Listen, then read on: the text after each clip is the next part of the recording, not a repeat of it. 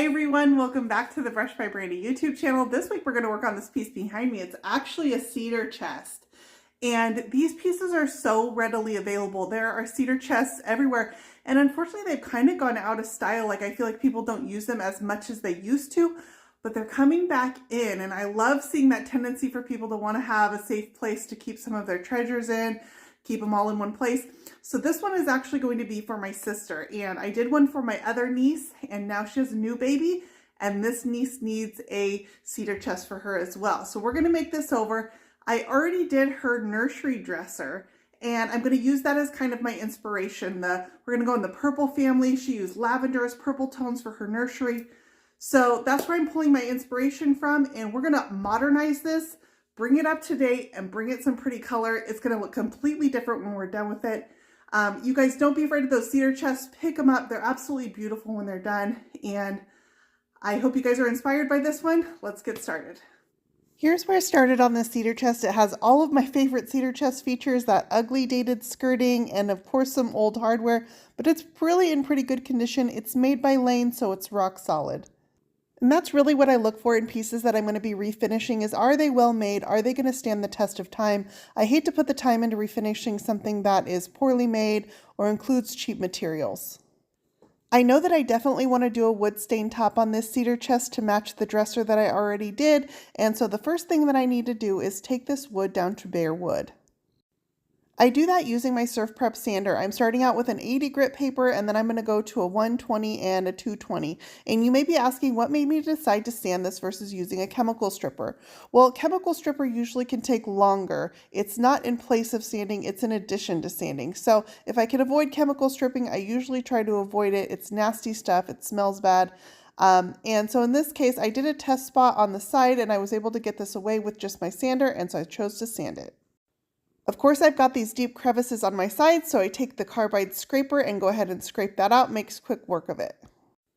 I definitely know that that hideous hardware is not going back on, so I'm going to go ahead and fill these hardware holes.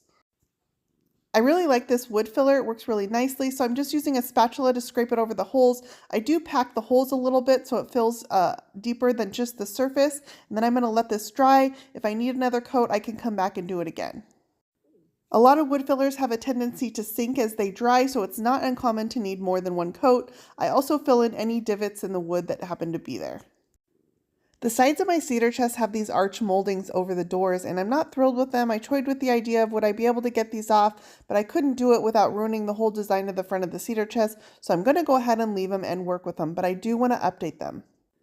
I'm going to do that using wood you bend moldings, and I chose these round medallions because I feel like they play up the shape of that curve. They're just the right size to center on these doors, and then I also feel like they tie in with the cedar chest I did for my other niece, where I also used wood you bend medallions.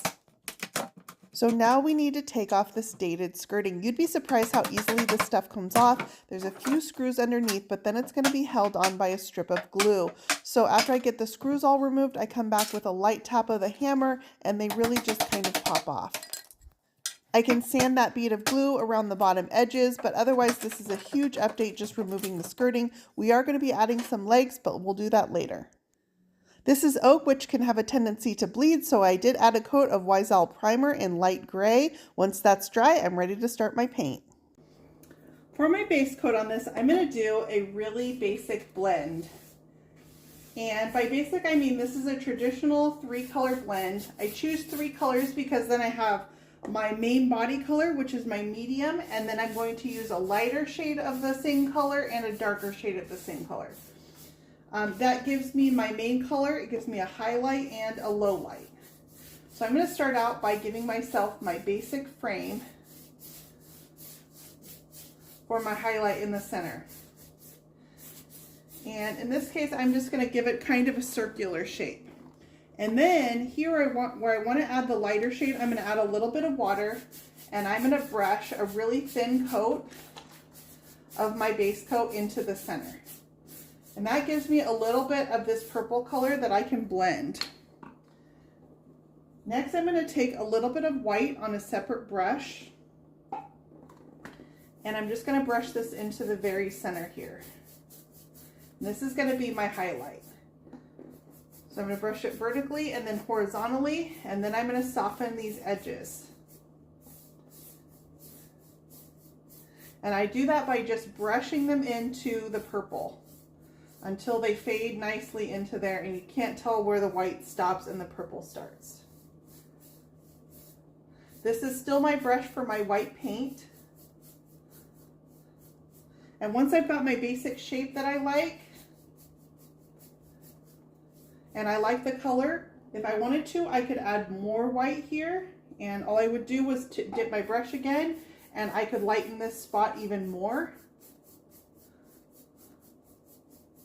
So you can decide how much or how little of that white you want to add to that highlight. Now I still feel like I've got a really defined shape here, so I'm going to come back with a dry neutral brush, and I'm going to work these colors together.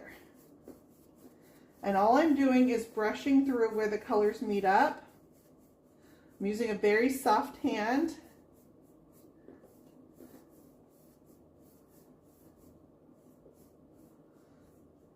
This is just my base coat, so I'm not going to waste too much time on it. Just until I like the basic shape of that highlight. And that'll be my rough first draft. I've still got some unevenness, but I don't expect to get full coverage with just a first coat.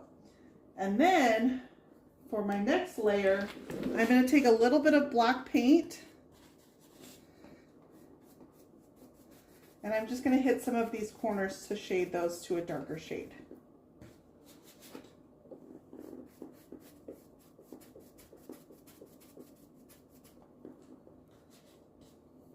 And this is going to be my basic color scheme. Again, this is just my base coat, so I'm not worried too much about it, but I just want to get my basic colors laid out. All right, so that's a really basic blend. When we come back for a second coat, we're going to clean this up and really perfect it. Let's talk a little bit about just laying on a clean, smooth, even color. So I'm going to use my S50 from Klingon, which is a synthetic bristle brush. So I choose a synthetic bristle brush. I do have primer as my base on this, and that means my paint is going to get a little more bite than it would if I was painting over, say, a slick raw wood surface. And so I started out by misting it with a little bit of water just to lubricate the surface so my brush glides a little bit easier. This is just my first coat, so I want to make sure that I'm getting, I'm trying to get coverage here, but I know that I'm still going to need to come back and do a second coat on this. So I use nice, long, even linear strokes. If you brush your paint on in sort of random strokes like this, you're going to get some of these brush marks, and that will create unevenness. So I try to keep my strokes long and even and linear. A very soft hand, it doesn't take a lot of pressure. Same thing over here. I'm going to add a little bit of that water just to lubricate my surface so my brush glides over the top of my primer.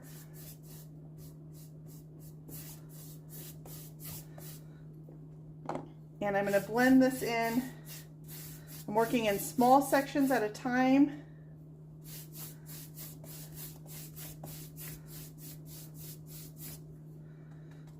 Just a little bit of paint on my brush. It doesn't take a whole lot. I just fill the tips of the bristles, just dabbing it into that paint. So about there is about how much paint I put on my brush.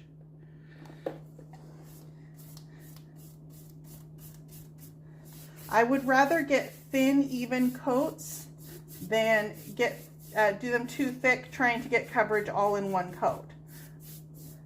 Okay, and I'm going to smooth that out. And this is where what I look like after one coat on the back of this piece. I do have some spots that are a little thinner. I will need a second coat, but all of that is going to be resolved. But I do have a nice smooth coat here. My paint is nice and even, no drip marks, minimal brush strokes. That water really helped.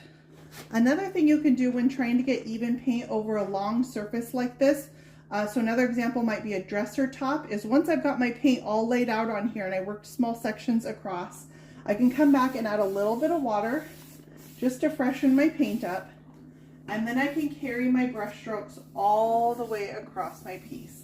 And that way they don't stop in the center at all. I didn't add any paint to my brush, Just that little bit of water to freshen up the paint, and going all the way across the piece so that I don't have places where my brush stops and starts, and that will give me a nice even coat.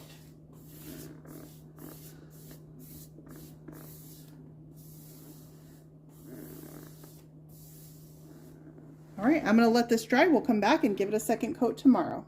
While my base coat of paint is drying, I'm going to come back and put a coat of stain on the top. Now I usually try to avoid staining when I have fresh paint on, but in this case it's just my base coat of paint, so I'm not particularly worried. And then this top has a nice lip around the edge, so I don't come in close contact with the body at all. I took this down to raw wood, and then I did put a pre-stain conditioner on it from Minwax, and now I'm laying on my stain. I'm using Minwax Jacobean stain, which is a nice deep brown penetrating stain. It did end up taking me overall about 4 coats to get the dark color that I want, but I just let it dry overnight in between coats, and then I can come wipe it on until I get the desired color. I start off by coating my entire top, getting nice even coverage, working it down into that grain, and then I come back with my rag and I'm going to wipe it in long, even linear strokes so I don't stop in the middle of my piece. Here's where I landed with a base coat of paint on and a coat of stain on that top, and the next step is we're going to come back for our second coat of paint. I do have the top on this cedar chest completely unscrewed from the body, so when I need to put it back on, I can just set it on top, and when I need to remove it for painting, I just take it off and put it off to the side. My second coat of paint that I'm doing here is going to utilize my same 3 colors, which is Wiesel Black Cherry, Black, and Ivory. And I'm going to do a repeat of the same process I showed you slowed down on the first coat, only this time I'm going to perfect it a little bit more. I want to make sure I get all the transitions in between those blends nice and smooth. I'd like to not be able to see where one color stops and the next starts. So since you've already seen the basic steps in the first coat, I'm going to speed this up a little bit. Let's put some music on and you guys can watch this second coat go on and see how I perfect the brush strokes.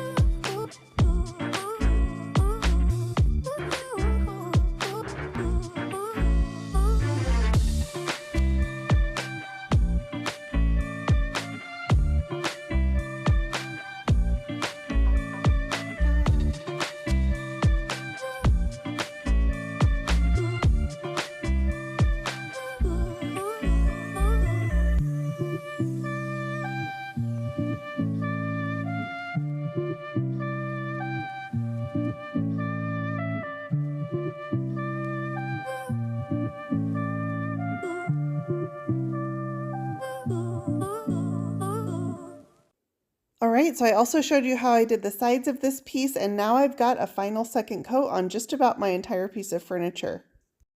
One other tip when you're going for a solid, smooth finish on a large open surface like this is to take the path of least resistance. And what I mean by that is instead of taking my brush strokes all the way from long end to long end, I can use a vertical brush stroke, and I can go from top to bottom. Now in this case, I did my base coat that I showed you in the horizontal brush stroke going the long ways, and I showed you a way to do that. But I can also do them vertically like this. And what this also does is this gives me a sort of cross-hatching pattern for my coverage. So it gives me really nice coverage. I'm still using that mist of water so my brush glides smoothly. It helps the paint to self-level and gives me nearly no brush strokes. So if you're ever struggling with getting these long linear surfaces nice and smooth and even, don't feel like you have to do brush strokes that go from the long end to long end. You can also do this way, which is shorter brush strokes. It's going to look a lot cleaner, and that cross hatching will give me great coverage. It just wouldn't be one of my pieces if I didn't add some black wax for detailing, and so I'm coming back with a small artist brush, and I'm just going to ride some black wax along the inside edges of these moldings. Once I have that super tiny bead of wax on, I'm going to come back with a slightly larger artist brush, and I'm just going to smudge that line out. I am doing this on raw paint. If you're nervous about using black wax, you can always seal your paint beforehand, and that will protect it and allow you to wipe away your black wax a little bit easier. I actually like how the wax takes over raw paint, so I've started doing that more often. Once I've got that all on, I come back with a cloth and I buff it away. This is very little wax that I'm using, you guys, so I will end up sealing this. Although it's not recommended, it does work because I'm using so little wax. The next step is going to be to start adding my transfer, and I'm going to be using the Roses and Rouge transfer from Redesign with Prima. I chose this transfer because it complements this deep rich plum color absolutely beautifully, and also because I used this transfer on the dresser that I also did, and they're going to be in the same room together. I am going to cut this transfer all apart, and I've already used this transfer on one other piece. I'm going to probably end up getting like 4 pieces out of this one transfer. So don't be afraid to cut your transfers apart, you guys. You can get any kind of design. It really customizes them to your piece. So once I isolated some different sections, I dry fit them to the front of the cedar chest and laid them out, and now I'm going to put them on. So I start out by cutting the smaller pieces, and then I'm going to walk it down the edges of this molding, working one small piece at a time. It can be very tedious. It did take me quite a bit of time to get this transfer on. I really want to bring out the details in these medallions, and so I went ahead and sealed my piece with some clear coat, and now I'm going to put on a coat of antiquing glaze.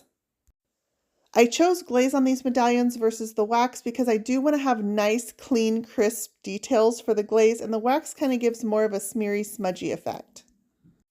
So I just dig the glaze into all the details of these medallions, and then I'm going to come back and wipe away the excess using a dry rag. Once I wipe away as much as I can with the dry rag, I really want a nice, clean, crisp detail on these medallions. And so after the dry rag, I'm going to come back and wipe away with a wet wipe. Baby wipes work great for this. I am using some wet wipes from Costco. These are their cleaning wipes, which I really like to use.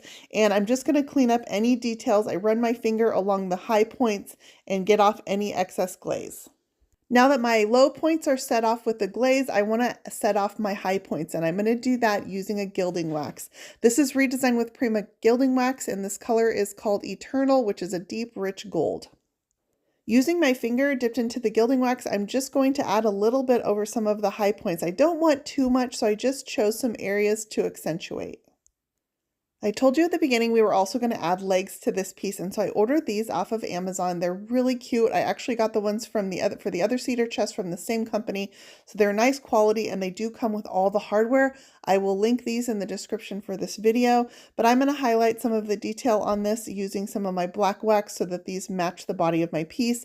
I just gave them a solid coat of my base paint, and now I'm using that same artist brush to outline these edges with my black wax, and I'm going to smudge that out. I'm also doing this on raw paint, and with that black wax nice and smudged out, I'm going to come back and add the same gilding wax detail to the legs that I did to the medallions. These legs did come with all the hardware, but I did need to drill them out. So there's a mark on the top of the legs that I drilled the top screws into, and then I needed to drill a hole into the underside of my cedar chest, and it came with a grommet that these will seat into, and they just screw onto the bottom of the piece. Removing that old skirting and adding these legs is a super easy way that you can update these cedar chests. So I do have kind of a theme going on with this cedar chest, and my theme is circles. And so I'm going to come back with this little piece of stick and style stencil. Stick and style stencils from Redesign with Prima. It's an adhesive stencil, so it's like a sticker, and I can just place it anywhere I like, and using my finger and that same gilding wax, and I can place these little bubbles. I want them to look like champagne bubbles. And I use the circles in the medallions. I'm using them here on the sides, and then also the hardware that I'm going to put onto the front is also going to be the circle shape. So when I do that, I try to tie in the same shape repeatedly. This is also a way that I can sort of elongate my transfer by adding the stencil details around the edges. It ties in really nicely. I make them closer together, closer to the stencil, and then they fade out as they move outwards. Here is my finished piece. I added some round hardware that I had off an old vintage piece that I had done. I spray painted those in gold, and this piece is complete. I staged it with some gold frames and a birdhouse, and it's beautiful. You guys can find links for everything I use in the description for this video. As always, you can find more Brush by Brandy on Facebook, Instagram, Pinterest, and YouTube, and on my website at brushbybrandy.com. And don't forget to click that subscribe button if you enjoyed this video for weekly painting tutorials here at Brush by Brandy on YouTube.